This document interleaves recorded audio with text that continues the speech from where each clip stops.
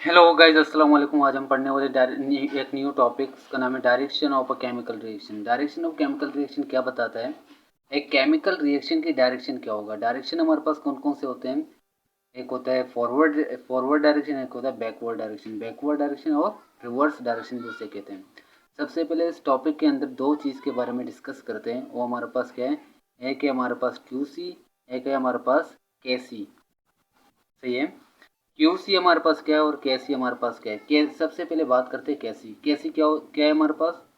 जी बिल्कुल सही बताया। KC हमारे पास है इक्विलिब्रियम कांस्टेंट। इक्विलिब्रियम कांस्टेंट सही है। अब बात करते हैं QC। QC हमारा जो है मेन जो टॉपिक है QC है। QC हमारे पास किसे कहते हैं? QC हम कहते हैं क्वोशेंट।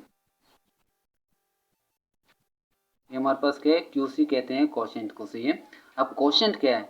मेन चीज़ तो है QC आपने बता दिया। क्वोशेंट क्वोशेंट अब क्या है? क्वोशेंट हमारे पास है ratio of concentration of product divide by concentration of reactant.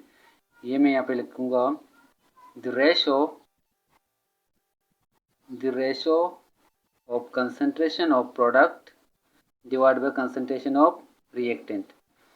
See product की कंसंट्रेशन और रिएक्टेंट की कंसंट्रेशन जब डिवाइड हो, मीन इसे हम कहते हैं रेशो। इस रेशो को कहते हैं क्वोशेंट और इसको क्या कहते हैं? QC भी कहते हैं। सही है।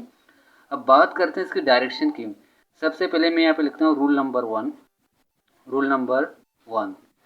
अगर QC इक्वल हो KC के, इस वक्त एक रिएक्शन की डायरेक्शन क्या होगा हमारे पास?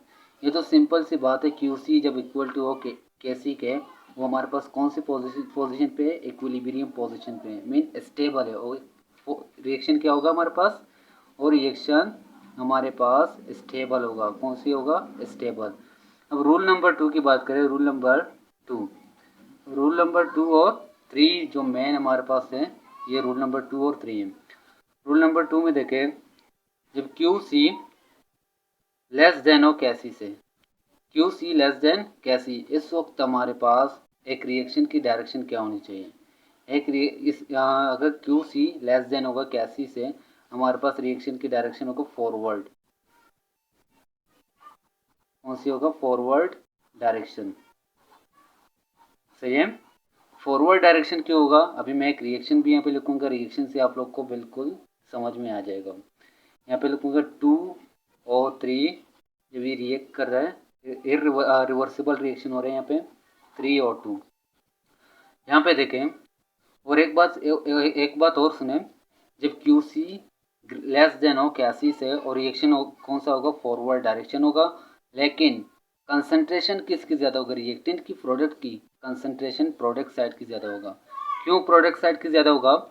यहाँ पे देखिए मैं क्या कह रहा हूँ, फॉरवर्ड रिएक्शन इसे कहते हैं। मीन रिएक्टेंट से कन्वर्ट होकर प्रोडक्ट में जाते हैं। जितने भी हमारे पास रिएक्टेंट है कन्वर्ट होते हैं प्रोडक्ट में। फिर कंसंट्रेशन किसकी ज़्यादा होगी?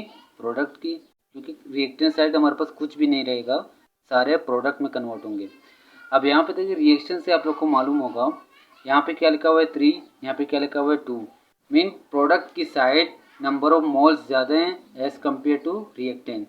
प्रोडक्ट हमारे पास कितने हैं? 3 मोल्स और रिएक्टेंट हमारे पास 2 मोल्स। ये हमारे पास एक इक्वेशन हो गया किस चीज़ की? QC less than KC। ये कौन सी डायरेक्शन होगा हमारे पास? फॉरवर्ड डायरेक्शन होगा। ये ज़रूर याद रखें, अपनी माइंड पे करें, ये MCQs पॉइंट होते हैं। और थर्ड रूल हमारे पास है रूल नंबर 3। रूल नंबर 3 में क्या होगा? रूल नंबर 3, QC जब ग्रेटर देन हो KC से, क्या होगा? QC ग्रेटर देन KC, उस क्या हो, उस रिएक्शन की डायरेक्शन हमारे पास कौन सा होगा? Reverse direction. रिवर्स से ये हो गया रिवर्स डायरेक्शन।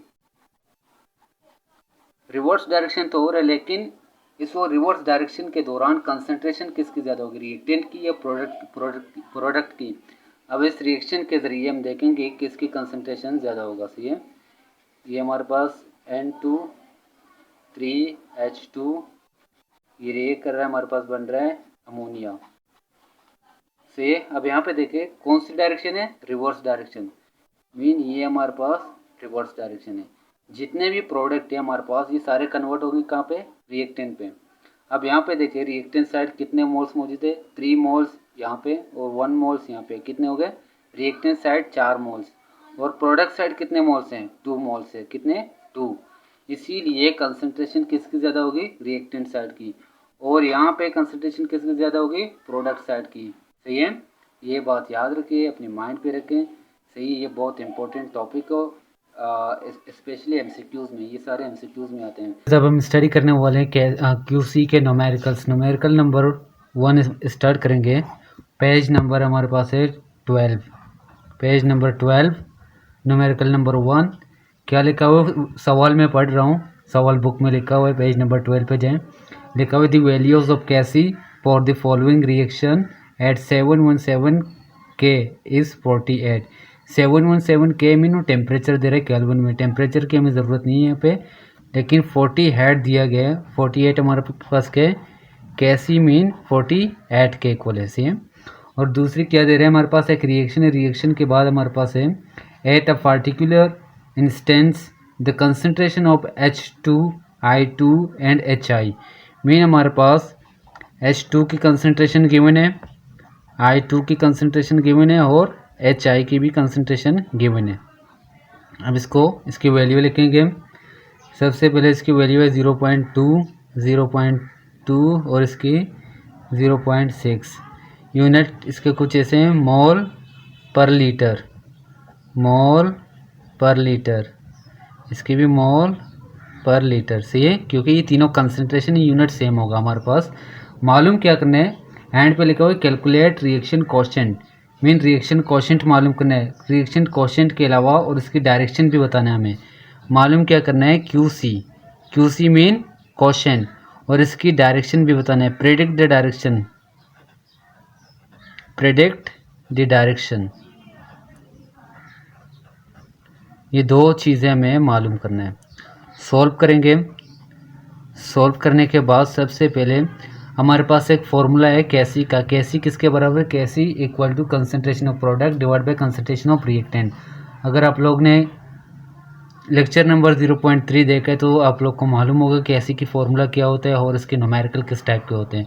अगर नहीं देखे, सबसे पहले जाएँ लेक्चर नंबर 0.3 पे विजिट करें, उसके बाद क्यूसी की न्यूमेरिकल सॉल्व करें।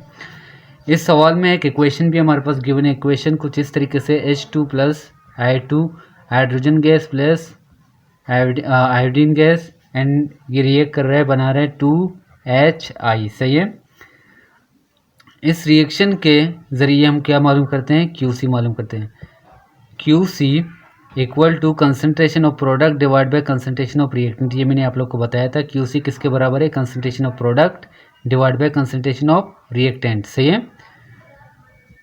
प्रोडक्ट हमारे पास क्या मौजूद है, HI मीन एक प्रोडक्ट मौजूद है। रिएक्टेंट हमारे पास कितने मौजूद हैं, 2 मौजूद हैं।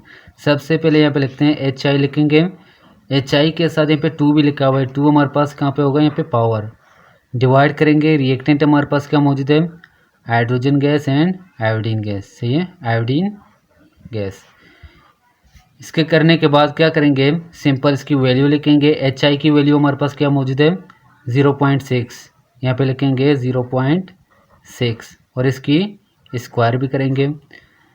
हाइड्रोजन की वैल्यू, हाइड्रोजन गैस 0.2 और H2 की वैल्यू 0.2। सबसे पहले क्या करेंगे, सबसे पहले 0.6 का स्क्वायर निकालेंगे। स्क्वायर निकाले कैलकुलेटर पे, 0.36। सही है, अब इन दोनों को मल्टीप्लाई करेंगे। ये दोनों क्या हो रहे हैं, मल्टीप्लाई करेंगे।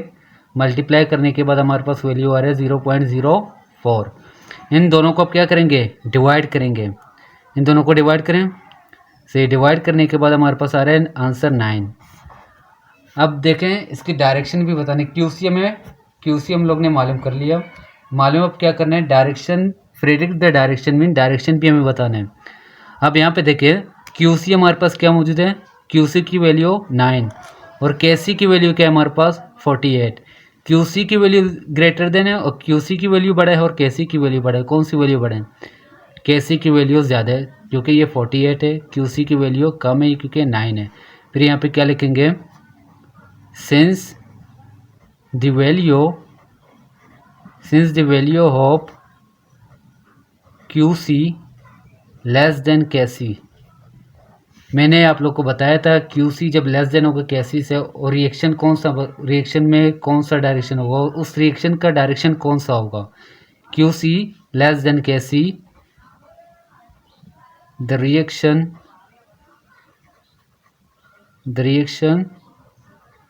Would be forward direction. कौन सा होगा, फॉरवर्ड डायरेक्शन।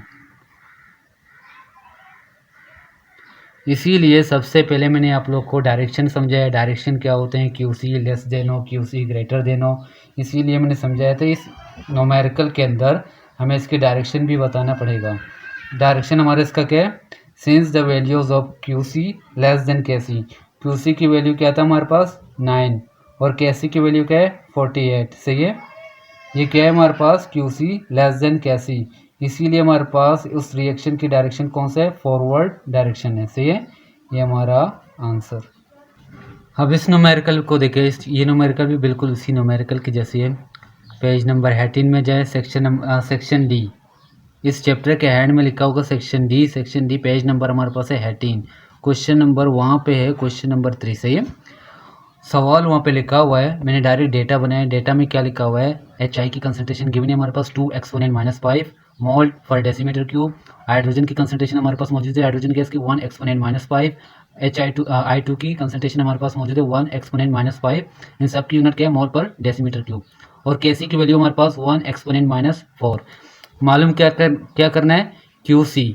और दूसरी क्या मालूम करना है, प्रेडिक्ट द डायरेक्शन। मीन इस यहाँ पे जो रिएक्शन हो रहे हैं, रिएक्शन की डायरेक्शन हमें बताना है। सही है, इसके लिए सॉल्व करेंगे। सॉल्व के बाद एक इक्वेशन भी यहाँ पे मौजूद है। इक्वेशन सबसे पहले लिखेंगे HI, ये हमारे पास इक्वेशन है।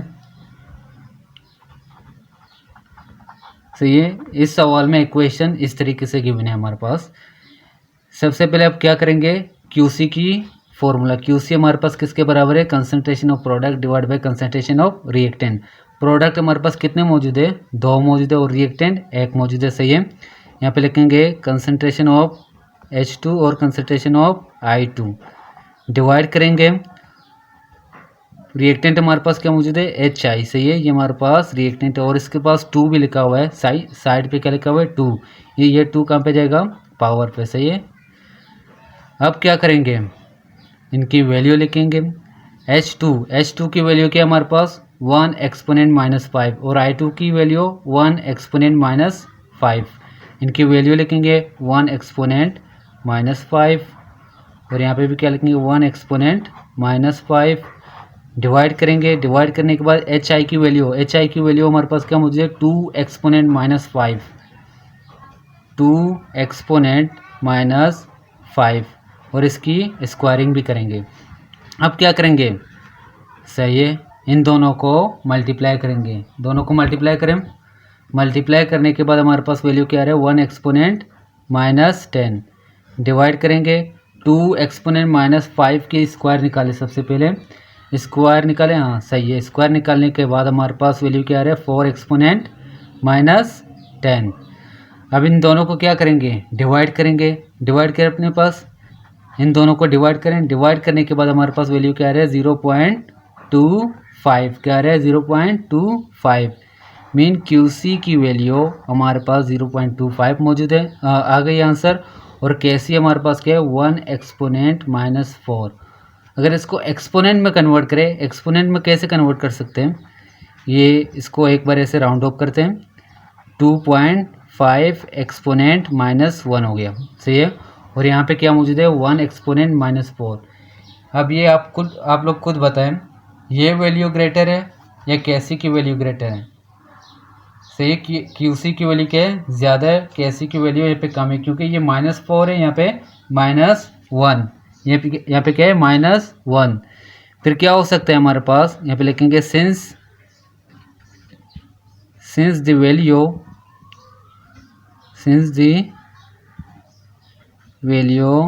Of QC greater than KC। इस सवाल में क्या है हमारे पास, QC ग्रेटर देन है KC से। फिर हमारे पास रिएक्शन की डायरेक्शन क्या होगा, यहाँ पे लिखेंगे द रिएक्शन वुड बी, कौन सी डायरेक्शन होगा, फॉरवर्ड रिवर्स, रिवर्स डायरेक्शन सही है, गुड, रिवर्स डायरेक्शन। ये क्या हो गया हमारा आंसर। क्या मैंने लिखा, since the values of Q C greater than K C the reaction would be reverse direction. अगर क्यू सी हमारे पास के सी से ग्रेटर देन हो और रिएक्शन हमारे पास क्या होगी, रिएक्शन की डायरेक्शन क्या होगी हमारे पास, रिवर्स डायरेक्शन। सही है।